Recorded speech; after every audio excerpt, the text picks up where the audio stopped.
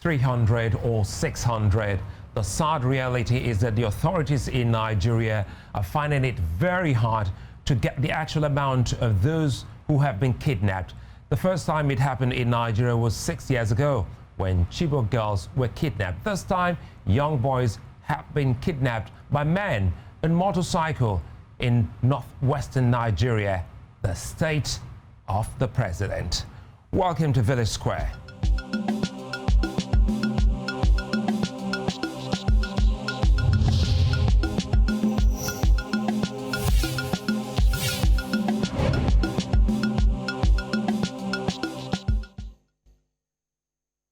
Not a good moment to talk about issues here on the continent, as young boys are still being sought after by the authorities. On Friday, December 11, at about 9 p.m., gunmen attacked the government science secondary school, Kankara, Katsina State, with hundreds of students abducted.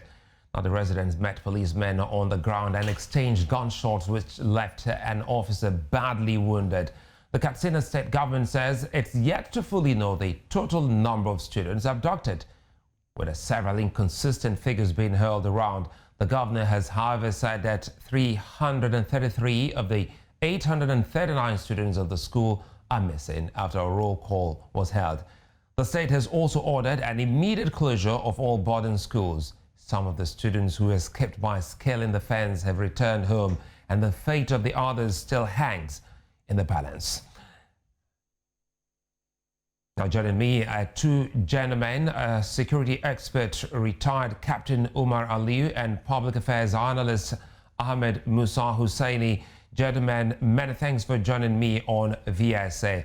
Quite a number of issues happening around the country, specifically in Nigeria's northeast. But this time, is it any wonder that another abduction of students in President Buhari's home state, even at the time he was visiting? Is Nigeria finally on the point where nobody is left out of the terror, especially because the president was in Katsina when this happened? Hussein. Thank you, Sulaiman. Actually, what happened in Katsina is quite devastating, and as I said earlier, it is actually scandalous that this kind of security breach of this proportion is actually happening in the president's hometown. Not only in the president's hometown, but at the time that the president is actually on a private vacation in Daura, which is actually some few kilometers from Kankara, where the incident happened. So for me, yeah, it's been for long that the security situation in the country is actually deteriorating. Nobody is safe. That is actually a fact. But what we've failed to do is previous administration, and this one inclusive, is to be able to actually come up with a dynamic, strategic solution to our security problems in a way that will keep pace with evolving security challenges. I think, to me, that's the biggest failure, and that's what everyone should be concerned about. Banditry has been one of the big concerns of security experts. They alerted the nation of their incursion from Nigeria's northeast to the northwest. How would you say that the country reacted to warnings by experts before now? Yeah, so actually there have been several warnings by security experts around the country, not just within the country, but also actually from outside the country. There are a lot of experts that have been warning the government that if something serious is not done to actually arrest the deteriorating security trend in the country, then we're going to reach a situation whereby there will be like a form of state collapse. And this is actually what we've been experiencing. The large swath of Nigerian territory that is no longer governable, that is under the rule of those bandits, imposing their laws and their own crooked sense of justice. So these things are happening all over the place, and not just within the Nigerian northwest. Allow me bring in retired Captain Umar Aliyu. He's joining us via phone. Captain Aliyu, you had spoken about this before now. Does this look like some sort of deja vu to you? 6 years ago, this was the case in a girls' school, and now an all-boys school is being raided by men on motorcycles? Well, it's deja vu, as you said. It's nothing new. I recall when the Dovchi and the Dovchi and the Chibok girls were taken. I was on various news brands and media to tell our security agencies of viable options that could be looked at to avert such.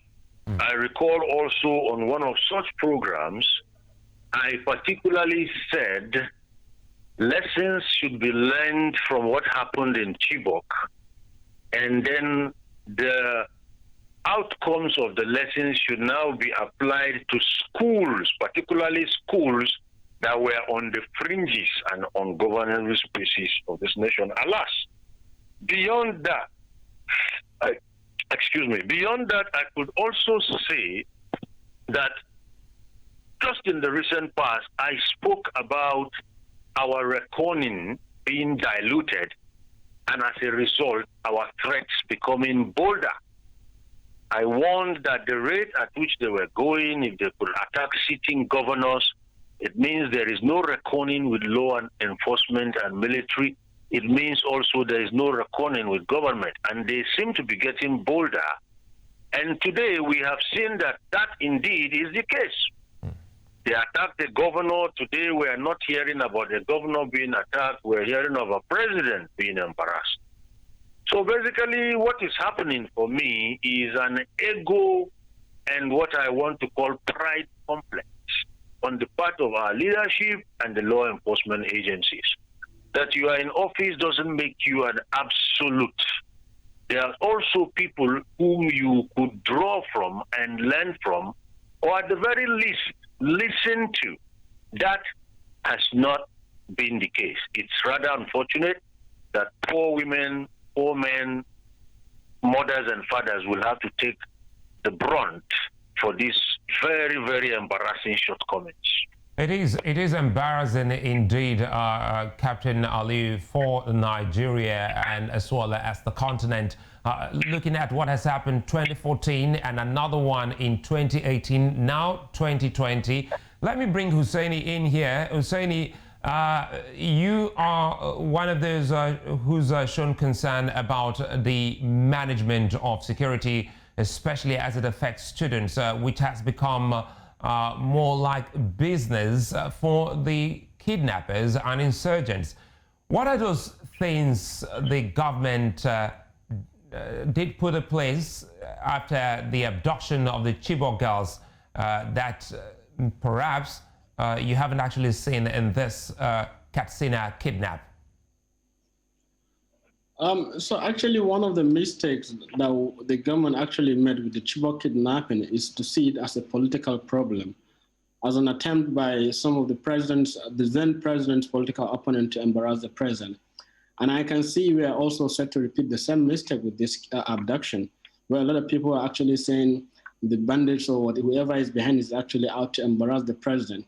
Well, actually, even if they are, say, for the sake of this argument, that granted they're actually out to embarrass the president, then it's actually the president's job to now embarrass his supposed embarrassers by actually taking the right action, preventing our people, securing our communities, especially our schools and other public places. So from Chibok to Dapchi and now to Kankara, we've seen this actually nothing to demonstrate that we've learned our lessons actually over these three incidents of abduction of school children. Our schools continue to remain unsafe, our communities continue to remain unsafe, and that has significant implications and ramifications actually for the education of our kids, not just for their own education, but for the general socio-economic activities and livelihoods of our people in those communities. As you can see, a lot of communities in the north are actually now on the verge of actually experiencing a famine, which means because most of those agrarian communities could no longer farm because of one security challenge or the other, banditry, kidnapping, Boko Haram, and what have you. So these are actually directly linked with the deteriorating socio-economic condition in the country. Let me bring in Captain Aliyu here. I recall then years ago you were one of those who also proposed to the government of Nigeria a safe school initiative, which the government did bring in at that point in time after the very unfortunate 2014 incident. Did you see, as an expert, the government pursue that, or did we, now the Africans did we let down our guard in protecting our schools, having our children? Well, it's a mixed mash of both. I remember I actually did a safe school template, which one of the state governments adopted. And the safe school template I did is really quite straightforward. But let's move from that to our government and the people. For a start, saying that was an act to embarrass the president, maybe politically is correct, but as a security practitioner, it doesn't make sense to me. So let's look at it another way. Yes, they wanted to embarrass you, and yes, they chose your most significant weakness. You see, security-wise, we say a chain can only be as strong as its weakest link. So they know exactly where your underbelly is, Mr. President, and they exploited it to embarrass you. Now, coming to the people, I think our people tend to be carried away by the ceremony in these things. I can tell you countlessly of events that have occurred that match this in their level of tragedy. And what do we get? We get people coming out to vow that the culprits will not be left unpursued. We will not leave any stones unturned. High-powered delegation, crack security operatives and detectives, all of that is now routine. And once the people hear this or they get a visit from the president, they go back home and wait for the next one to happen. We cannot continue like this. It cannot continue like this. That they have done this thrice now within a span of just how many years, half a decade, simply tells you that something is desperately wrong with our security agencies. Captain Aliyu, I want to remain with you before I go back to Husaini, who is in Abuja, Nigeria's capital. But one sore thing here that has the semblance of what happened 6 years ago has to do with the exact number of those that have been kidnapped. How soon are we likely to see an official figure from the government or the authorities on the number of those that have been kidnapped? I wouldn't know, but it's quite straightforward. The best place to get the number of people who have been kidnapped is the school, for a start. The school can do its own findings and say this number of people are absent. Then we'll now contact the parents too of those who are absent, probably to narrow down the number. Getting the exact number is, let me say, is a no-brainer. Some very politically dexterous people can decide to work out their own figures, but it's a straightforward thing. The school will tell you how many, then the parents will do a confirmation. As simple as that. Okay, Husaini, I brought in that perspective, knowing full well that we saw then on live television the school principal of the Chibok girls at that point in time was the first lady of the country, Mrs. Patience Jonathan, not being able to give an exact figure of those that were kidnapped in that school. How does it work in some of the schools in Nigeria? One thought that the school authorities should have a register of students who are maybe on campus while this very unfortunate incident occurred. Yeah, so actually, ideally, the school authorities should have a register where all students can be accounted for. But you know, in the same melee that we just experienced in that particular school, a lot of students actually ran into the bush. Some of them actually hid in the bush, and they maybe start reporting back to their parents one after the other. So it will actually take some time before we'll be able to actually evaluate how many students actually returned to their parents, how many students were actually abducted, and how many students were accounted for after the incident in the school. So it's actually a difficult situation for us to, ascertain the exact number of students that are being, kidnapped and the ones that are actually returned to their parents or are safe right now. And even some parents might actually be a bit scared, to report their returning kids to the authorities, maybe because they don't want to be, questioned, or they don't want their kids to actually undergo security debriefs and other things. So, and that speaks to lack of trust and lack of, strong institutional, mechanism in our local communities that will actually, build trust between communities and law enforcement and also the traditional authorities. Well, we'll take a moment. When we return, we'll be speaking pretty much more on this, especially asking if there is a nexus with the terror group Boko Haram and what has just happened in Nigeria's northwest region. Join us again.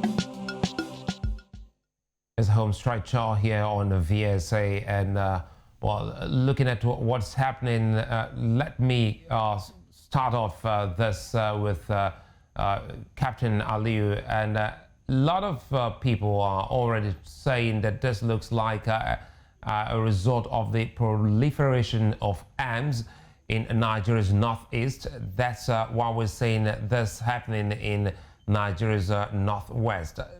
Put us through the movement, sometimes, if you will, of some of these criminal elements we've seen in some other parts of the country. Can you come again? The last part of your question. I wanted to ask simply if there is a nexus with happenings in Nigeria's northeast and what we have just seen in Katsina State. Definitely there is, because we do not exist in isolation. Trends, political and socioeconomic, in our own neighboring area, particularly the West African sub-region, is relevant to what our security trajectory or what our security priorities should be. Then when it comes to arms proliferation, definitely there is a lot of arms proliferation going on. And the reason being, there has been crises in Egypt and other neighboring countries. Some sects have been unseated and they're all moving. The ISIS, the ISWAP, the Al-Qaeda, and all of them are actually what we call realigning and re-strategizing. And all of that will affect us in one way or the other. Now, having said that, what happens here? Here is a simple function of what we call strategic security and strategic intelligence. That is simply looking at what is happening, where you are, and what the likelihoods will be for that. And given all the institutions we have in the country, both security and intelligence, and given the expenditure rates, particularly in the Northeast and compare to the results we see on ground, you can begin to feel or think that all is well in there, particularly strategic and it's a strategic security and intelligence-wise. And those are very, very key players in our national security as an agency and also as a pre-requirement for our nationhood.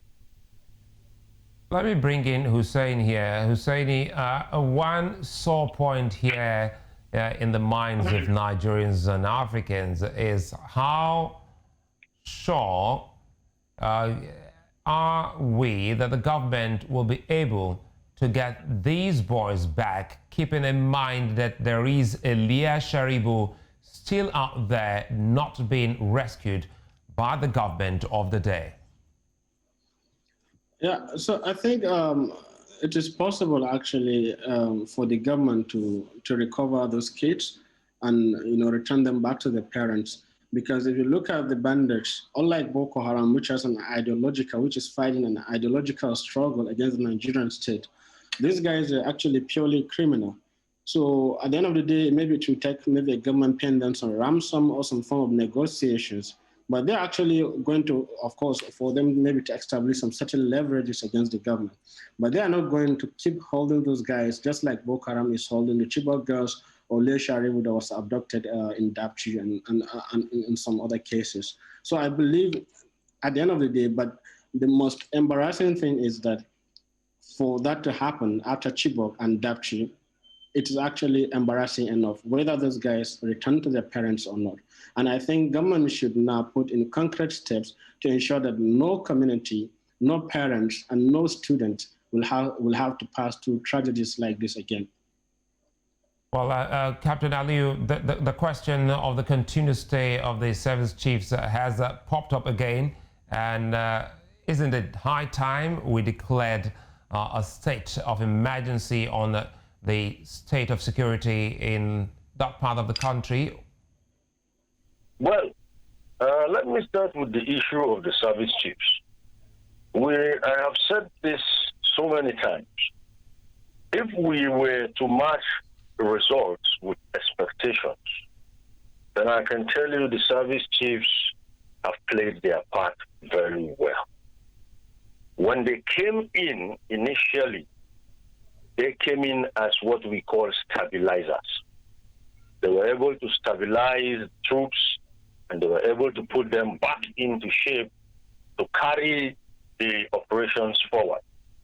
Now, having talked about results as at that time, I'm now talking about expectations now. What is on ground is not in sync with the expectations of the people, unreasonably so. Now, how does that apply to military operations? I can tell you again that military operations itself is not cast in cement. Generals are not people who are all-rounded. They are humans. They have strengths and weaknesses. So very much like CEOs, so that the average listener can connect with me, CEOs in companies change depending on what the trajectory or the vision for that year or for that period of the company is. There are CEOs who are brought in to do a particular thing, and once it is successfully done, they are pulled out, another is brought in to carry it on from there. Today, as I've spoken to you, if you observe, because our service chiefs are stabilizers, we tend to repel attacks. They attack, we repel. We've not yet carried the word to them. To do that, you need an assault pioneer. And that is why I told you generals have strengths, generals have weaknesses, just like footballers. You have strikers, defenders, and all those positions they play. The same thing with the armed forces. Among generals, there are logisticians, there are tacticians, there are strategists, there are assault pioneers, there are stabilizers, there are influencers, you name it. So basically what we are seeing is a system that is being used, but most probably has stagnated. So the system is being used to combat the situation, but then the modus operandi of the system may have stagnated. Let me take the closing comment from Husaini quickly here. Husaini, how can Nigeria get out of this almost recurring, mess of putting its very young in school, in harm's way? Sorry, I didn't get the question. How can Nigeria get out of this whole mess of protecting children while in school? Yeah, I think number one, I think the government first has to actually admit that its strategy is deeply flawed and it has failed. Because as we say, admitting to a problem is like a halfway of finding a solution. Then after that, then we can sit down with all the relevant stakeholders and actually determine, how are we going to protect our schools? Because to be honest, it is actually irresponsible for the government even to allow schools to open under these extreme security situations in Katsina State, in some part of Katsina, in some part of Nigeria's northwest. So I believe first is actually responsibility for government to actually accept responsibility that, look, we are responsible for securing our people, which is the basic responsibility of government. And then secondly is for accountability to actually be properly implemented so that all our public officials and the security officials that are responsible for securing our people, one way or the other, must be held to account for any incident of security breach or any harm that actually those criminals bring to our people or communities. Well, Ahmed Husaini, Captain Umar Aliyu, many thanks for joining us on Village Square. We'll remain on this program with this burning issue as we try to find solutions to Nigeria's problem of making its schools especially safe. Who knows the evil in the next nine, what the evil in the next nine holds? Nigeria sure can't wait to banish these harsh times to memory. These are indeed hard times. It's a wrap on the show. See you again tomorrow.